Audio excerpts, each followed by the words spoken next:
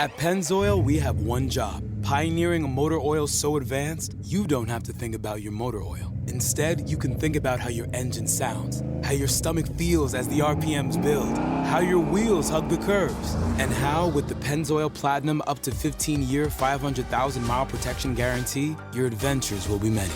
Pennzoil, long may we drive. Find it at Firestone Complete Auto Care. Enrollment required. Keep your receipts. Other conditions apply. See pennzoil.com/warranty for full details. Hey everyone, Ray here, and I've got your next read. John Glenn was a Marine Corps officer with 59 World War II combat missions under his belt. His wingman was Ted Williams, two-time American League Triple Crown winner who, at the pinnacle of his career, was inexplicably recalled to active service.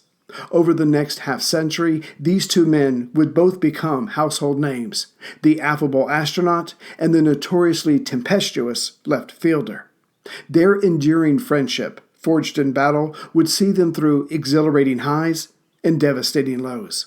Through unpublished letters, unit diaries, declassified military records, manuscripts, and new and illuminating interviews, the wingmen, the unlikely, unusual, unbreakable friendship between John Glenn and Ted Williams by Adam Lazaris, is an inspiring, epic, and intimate portrait of two American legends, larger than life and extraordinarily human. The Wingmen by Adam Lazaris is available everywhere books are sold.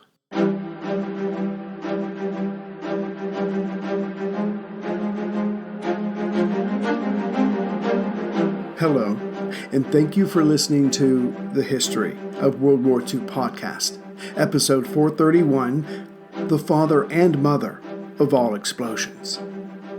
Last time, at 3:47 a.m., now August 19th, 1942, about 1 hour before the main attack was to start, a small German convoy sailing to Dieppe bumped into the Allied vessels making for Yellow Beach 1 and 2.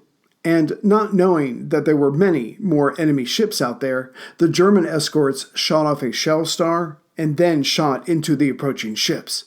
Operation Jubilee had, at its base, luck, but that was now gone. Still, it was hoped by Hughes Hallett and others that the Germans would think that this was just a much smaller exchange of vessels, and they were right, at first. But the Germans were now fully awake and on alert. How would the Canadians and Commandos adjust to this? The plan for now, though the men were shaken, was to stick with the idea that the Commandos would land on either end and take out the large guns. Commando leader Lieutenant Colonel Dunford Slater to the east and Lord Lovat to the west. Only then could the main invasion force come ashore safely. But opposing them were men like Hauptmann Richard Schnonesberg of the 3rd Battalion of the 571st Infantry Regiment. His place with his men was about 1 mile east of Dieppe, and Schnonesberg made sure his men were awake and vigilant with constant checkups. And in such a location, Schnonesberg heard the gunfire seaward. But he guessed, and he was told, that when he got back to his barracks, it was just another clash between British speedboats and a German convoy. He agreed with this and lay down, which is when another, though stronger warning came through the radio. Oh well, who needs sleep anyway? Schnonesberg got up and decided to get everyone else up for an impromptu alarm drill. This meant the garrison was roused from its slumber and all the nearby batteries were put on alert. But this was only locally. Further to the west and east, on land and at sea, all around him was still quiet. When the shooting between the ships to the east was calming down, there still remained 7 R-boats to take Commandos to shore. Of course, they had lost their support craft in the battle, but as these ships were uninjured and nothing had been called off, it was full speed ahead. One of the R-boats, LCP-15, had the Beachmaster for Yellow 2 on board, a Lieutenant Lewis, and as such, they decided to proceed with their part of the mission. As LCP went in under the command of Lieutenant Tom Buckey, they all saw another star shell rise into the air. Fortunately, this one was too far away to illuminate them. The downside was that the men on LCP-15 could not see any of the other boats around them. Still, needs must. 5 minutes to 0 hour, Captain Peter Young, commander of the Yellow 2 group with his 19 men, were put ashore, in the right place, and they could see the white cliffs of Berneval. But not only did these men, represent only 10% of the force that was supposed to have landed here, they were also limited in their weapons. A single Bren gun, 6 Thompson machine guns, 10 rifles, and 2 mortars. Seeing this, the sailors offered to join this undersized group, but Young ordered them to stay put. After all, they, the sailors, was his only chance of getting home once this was all over. The Commandos walked up the beach and saw the gully got wider as it went up. That would only be to the good, but then they came across the barbed wire. And like everything else they lacked, they had no cutters or Bangalore torpedoes.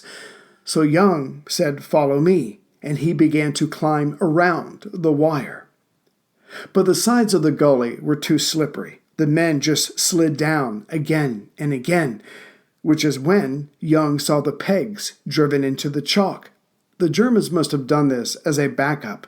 Well, Young started up, and everyone else followed.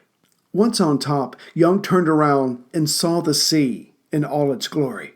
This was easy, as it was full daylight now, which allowed him to see further east, and there he spotted 6 other landing craft, obviously heading for Yellow 1 Beach.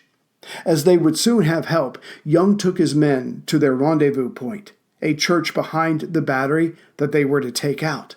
With all that had been going on so far, Young could be forgiven for not asking, where were the Germans? As we have seen, a massive pre-attack bombardment by plane or capital ships had been ruled out. But that did not mean Jubilee would have no air cover. In fact, what was assembling at that very moment in southeast Britain was a force larger than had been brought together during the Battle of Britain. As the first streaks of light landed on Old Blighty, there were gathering there 48 squadrons of Spitfires and 8 squadrons of Hurricanes. And 2 of those squadrons had Hurry bombers on them, or 2 250-pound bombs. Anything the Commandos or Canadians couldn't reduce, these could. Moreover, Fighter Command Leader Lee Mallory got to borrow 3 squadrons of Boston bombers. Their job, again, as the batteries were the biggest concern, was to lay down smoke and ordnance when called on. Even the short-lived Army Cooperation Command was donating 2 squadrons of Blenheim bombers and a few Mustang fighters, which had first come over in January of that year, 1942. And considering their range and scalability, they would be sent past Dieppe to spy out any heavy enemy troop movements. Considering the Axis losses during the Battle of Britain and the newly launched Operation Barbarossa, Berlin was cautious with its fighters in Western Europe. The RAF would go up most days for a bit of raiding, but the Germans would only mostly react when the odds were in their favor. But not today. This challenge could not go unanswered, which set up a clash of titans far above the fray below. The Spitfire pilots had been told to develop an umbrella over the fleet and the men during the initial assault and then when they withdrew. Everyone else was to control the skies over the fighting during the operation. And how important was this to London? The pilots had been told, we were to maintain air superiority throughout the operation, regardless of opposition or cost to ourselves. While the Spitfires covered the landings, the Hurry bombers and other light bombers were to blast the known gun positions and lay smoke, to hide the ships and, where possible, hide the men on the beaches. The German air arm consisted of 2 fighter groups close by, about 320 aircraft, many of them being the Focke-Wulf 190. This meant the Germans would be flying a plane superior in many ways to the Spitfire 5. And though the Allies were coming with almost 650 planes, those pilots had a long way to fly to do a little bit of fighting before fuel concerns forced them to turn around, whereas the German pilots would be able to take off 2 or 3 times that day. More besides, the defending Germans had just over 100 bombers, most being the twin-engine Dornier 217s, but they also had some Junkers 88s and Heinkel 111s. Yet the most hazard part of this was that this kind of fight had already been played out during the Battle of Britain. Now it was the Allies flying far to fight a little, while the Germans would only have to fly a little to then fight a lot. London could only hope that they and theirs could defy the odds. As these were large numbers of planes, command and control was vital, or else all would be chaos, and that would mean the loss of many Allied ships. So, although Lee Mallory was in command of the air operations, he had Air Commodore Adrian Cole aboard the flagship Kaup. 2 other officers were to direct the close support squadrons helping the infantry, and the aircraft protecting the ships was being directed by an officer aboard the destroyer Berkeley. As the batteries were the first that needed to be neutralized by the invaders, the British had found out that the Hesse battery to the west had an ace up its sleeve, namely the lighthouse at Cap d'Ailly. It was located between Orange Beaches 1 and 2, and the Hesse battery had lookouts at the lighthouse as well. So, at 4:47 a.m. that morning, 2 Spitfires had taken off, crossed the channel, and approached the lighthouse from the west. But again, the Germans were ready, and AA fire started leaving the ground. Flying Officer Harry Jones was hit, and his plane would crash into the channel. But this left Sergeant R.L. Reeves to take out the light, and this he did, but he lost a mate during the process. To the Allies' far right, or western end of the invasion, men from No. 4 Commando were being offloaded. They saw the Spitfires overhead. There was just enough light to see them, but everyone on the ground guessed that, well, if our planes are involved, then surely the enemy knows we're here. As previously mentioned, the Hesse guns on this end of the Germans' defenses were to be taken out in a pincer movement. Commando Officer Derek Mills Roberts took the smaller 72-man team, having landed just east of Vastereval, and headed for the large guns. Meanwhile, a larger team, led by Lord Lovat, would land close to Keeberville, further west, and then sneak up on the guns from behind. When Mills Roberts' team made shore, they moved as fast as they could, and in preparation, they were wearing the light version of everything. Woolen caps versus helmets, gym shoes versus boots, and this resulted in them being able to carry more ammo, and it would be needed. The men made their way to the left-hand gully. As photos had shown, there were no guards there. But when the men got up the beach and reached the gully, they found why there were no guards there. The entire pass was blocked with barbed wire and lumps of chalk, obviously cut out from the height above. As there was nothing for it, a Lieutenant David Stiles used a Bangalore torpedo to blow a hole in the wire, and the men advanced. The gully led to a broader path that itself led to the Hotel der Terrasse. These men, running around with guns and blackface, startled a father and son.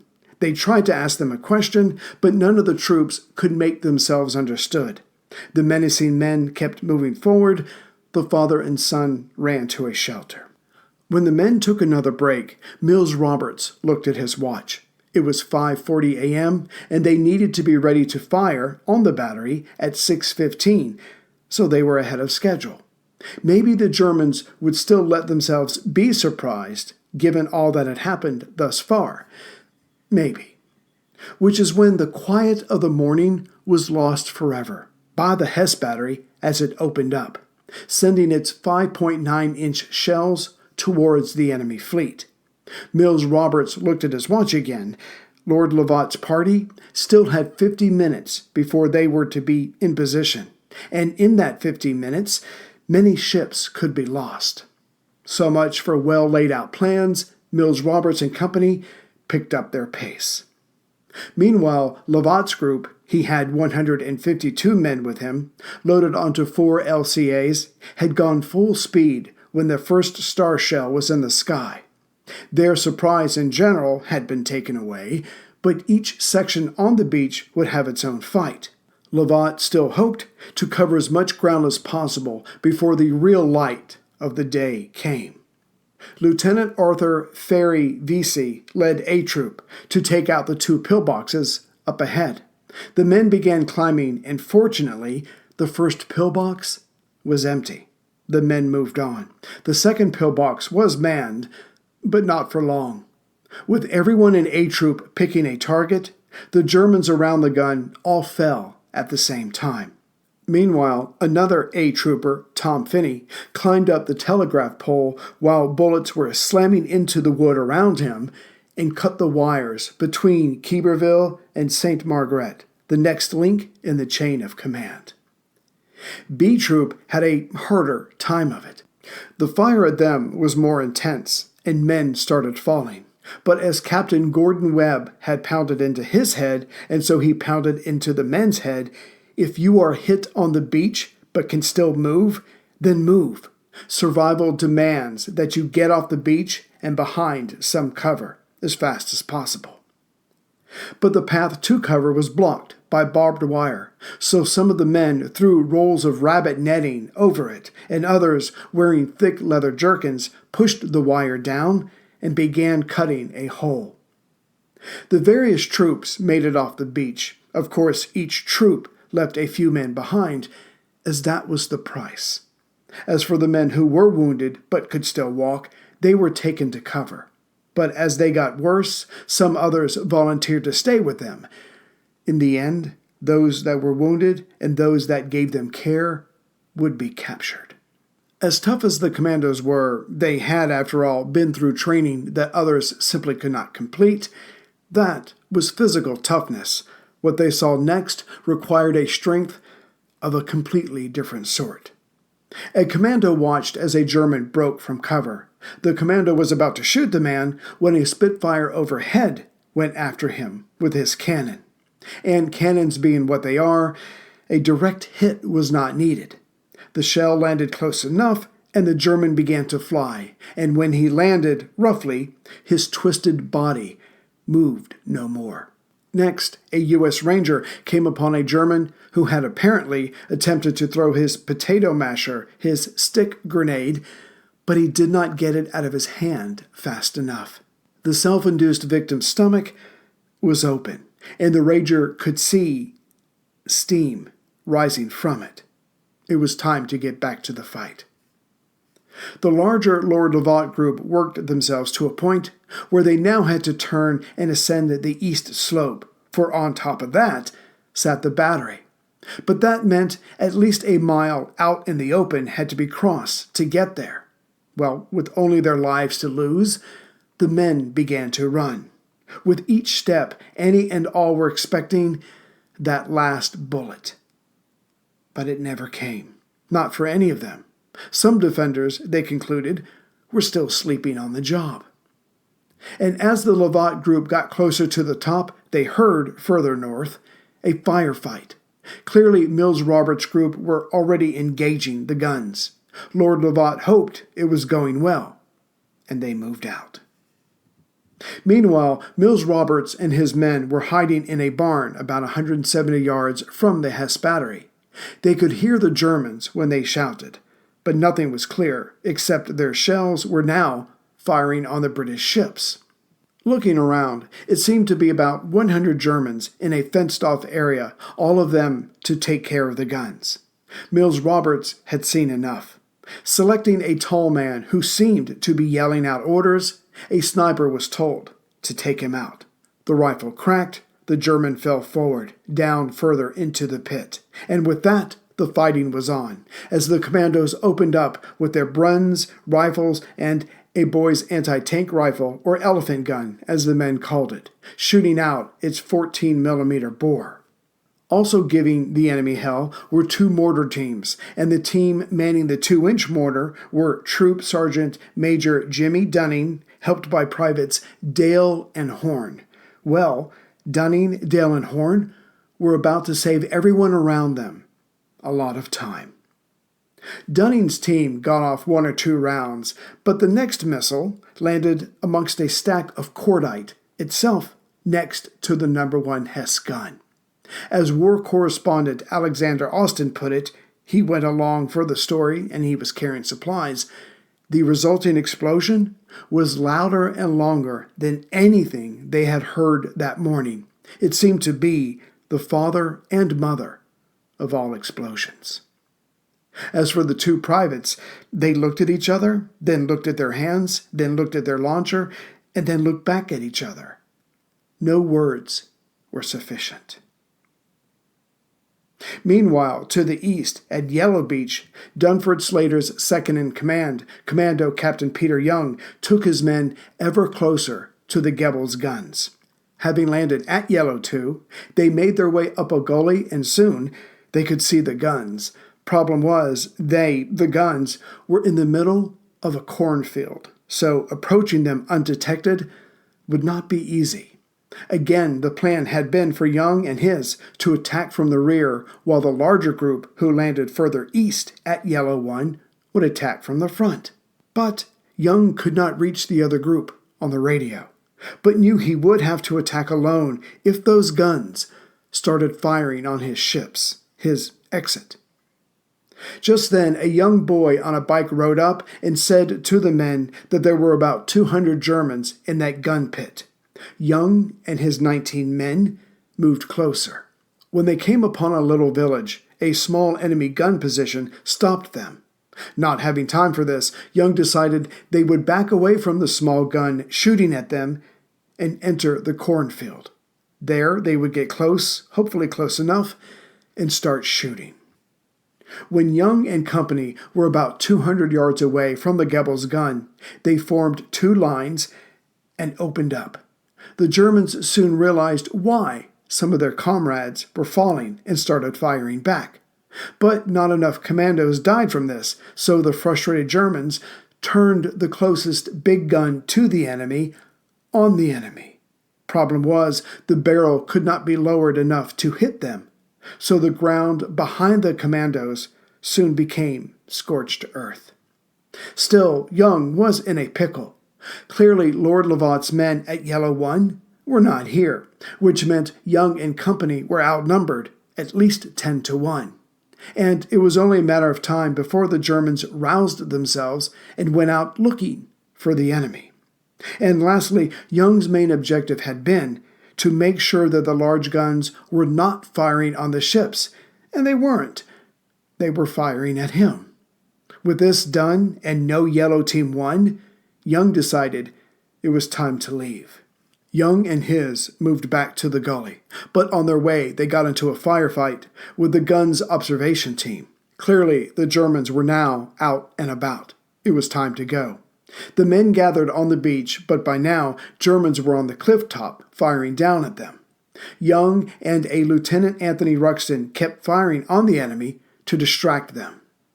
Meanwhile, the Navy saw this and sent in its small ship. The men climbed aboard, but then the vessel got stuck on some rocks. Enough equipment had to be thrown overboard to raise the ship, but then it started backing away. Problem was, Young and Ruxton were still on shore, firing, and they had been joined by a Private Abbott, but now the goal was to get everyone on the vessel so they could get away. The 3 men backed into the water, all the while firing at the Germans on the cliff top. As it was important to save as many men as possible, that craft would not be coming back in to get them. Still, a lifeline was thrown. Actually, 3 were thrown at the men. They grabbed those ropes and held on for dear life and were dragged to safety. But as they were heading away from the beach, they heard gunfire from Yellow 1. The boats carrying the larger commando group to Yellow 1 had to fight their way to shore. As some ships had been lost by the time they reassembled, Lieutenant Commander Charles Cork took command, being the most senior officer present and still alive. The 5 R boats went shoreward, knowing the Germans were there to meet them. Touching sand at 5:10 a.m., the team, about 120 commandos, 6 U.S. Rangers, and a small group of Free French commandos, jumped out, and they were determined to carry out their mission. But as the Germans had seen them coming, reinforcements had been called in. What happened next was anything other than short-lived and successful. The 4-hour firefight that developed only benefited the Germans, as they had more men, more guns, larger guns, and better communication. The first phase of the fighting, which went some 90 minutes, when the commandos were still determined to destroy the large guns, ended when they decided to abandon the mission and make their way back to the boats. The Navy crews were waiting, ready to charge back in and pick up the survivors, though Lieutenant Commander Charles Cork, by this time, and his coxswain had been killed. The commandos set off their flares, the R-boats came back in, but as before, they had to sail through a hail of shot and shell. When they reached shore, they realized there was no one there to rescue. But the Germans took advantage of this and focused on the 5 R-boats. 3 were quickly destroyed, and the other 2 left, as there, again, was no one on the beach to save. Sadly, after the 2 R-boats left, some of the commandos actually reached the shore, but had no exit. By 10:30 a.m., it was all over. Those raiders that had not been killed were forced to surrender in small batches as their ammunition ran out. Postscript: 36 or 37 men died on that particular beach. 82 were taken prisoner. One of the dead was U.S. Ranger Lieutenant Edward Lucelot. He was the first American killed by the Germans in Europe. And Serge Montalier was the first French commando to be killed on his native soil. Before this war was over, these men would be joined many times over. Greetings, everyone, from Central Virginia. So we finally got the troops on shore, but as you can see, it's starting to fall apart already. And we'll do the next episode as soon as I can. So just saying hello to some new members and thanking those that have donated. Let's see here. Newest members: Harry Murray from St. Louis, Missouri. So thank you very much. Anthony Tutolo from Roanoke, Virginia. Hey, Anthony, local boy. How's it going? Daniel Gunderson from Harrison, Idaho. And Ben Luz from Lidditz? Let's go with that because I almost said something else. Pennsylvania. Thank you, Ben. And Jared Hawk from a marketing company in Boise, Idaho. So thank you all. They became members. They get 2 extra episodes a month. And I think there's like 200 episodes right there waiting for anybody who signs up. As far as donations, James is at Harzan. I'm not sure if I'm saying that right. Hassan and Bruce Anthony. So thank you very much, gentlemen. Thank you all to that listen. And yeah, that's it. Get in, get out, leave them wanting more. That's the old Ray motto. That's not true. Anyway, so thank you again for listening. And I will see you as soon as I can with the next episode. Take care, everyone. I knew you'd love this place. What was that? A selfie. You just took a selfie. With my new Samsung Galaxy Z Flip 5, I can snap selfies while it's folded shut and use the best camera on the phone. It's so small, I can put it right back in my front pocket. Now it's in my pocket. Now it's taking selfies. Whoa! And the huge cover screen lets us see our pics without opening it. Aw, you look cute confused. I do look cute confused. Get your Galaxy Z Flip 5 now at the Samsung Experience Store at Roosevelt Field.